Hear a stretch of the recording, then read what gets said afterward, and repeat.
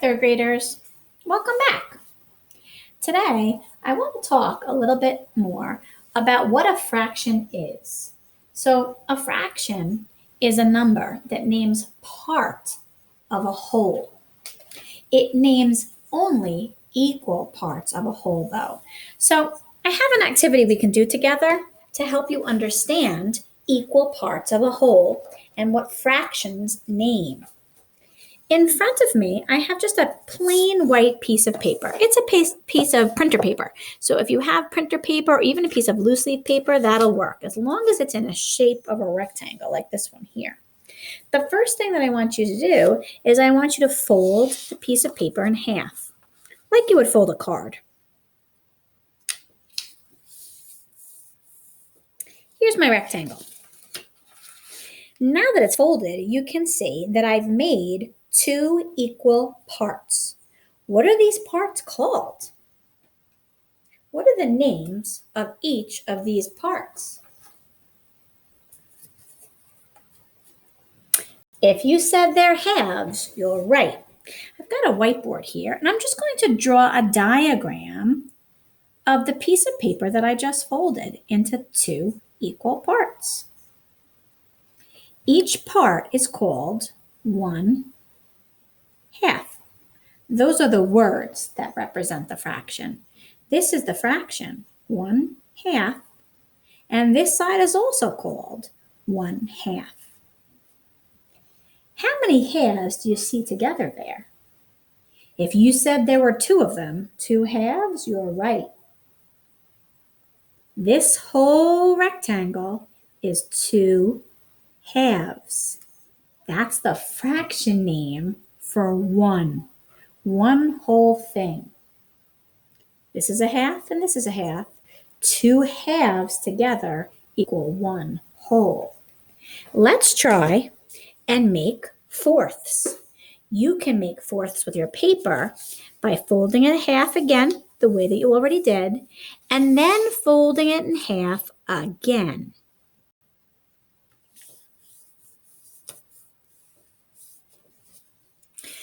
Open it back up, and now you can see how many parts did we just divide our rectangle into?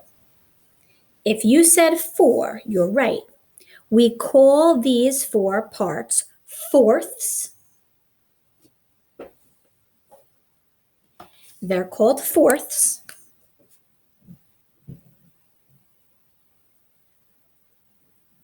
And if I draw a quick model of what we just did with the rectangle, you can see we made 4 equal parts.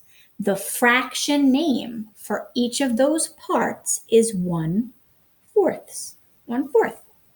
This is 1/4. This part is 1/4. This part is 1/4. And so is this. How many fourths make up the whole thing? This is 1/4 and this is 2/4. If you said 4/4 make up this one whole, you're right. This is the fraction name for a whole according to this model. This is 4/4. This is the fraction name. It really means 1 whole.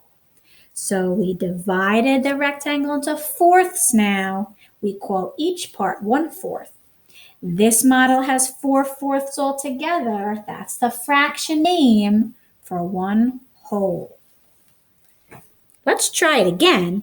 This time, let's see if we can't divide this rectangle into 8 equal parts. Fold your paper as it was, and then go ahead and fold it in half. Again. This time, when I open it up, let's see if we can count. How many equal parts does my rectangle have now?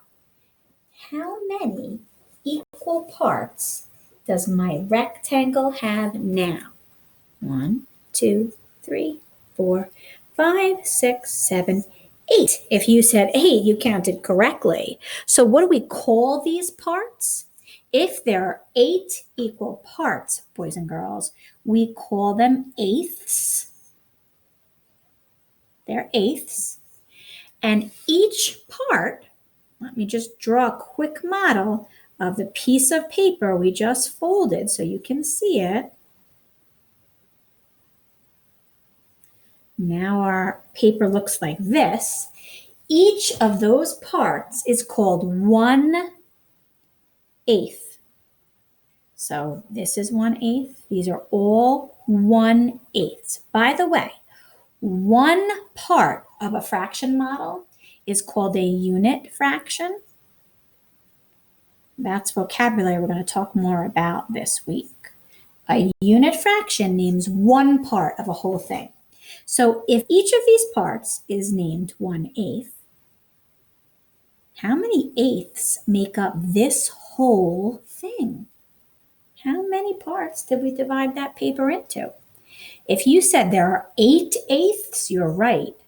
This whole rectangle divided into 8 equal parts gives us 8/8. 8/8, boys and girls, is the fraction name for one whole rectangle when it's divided into 8 equal parts. I'm wondering, did you notice a pattern as we divided our paper into 2 equal parts, 4 equal parts, and 8 equal parts? We're going to talk more about this in our small group lessons this week. See you soon.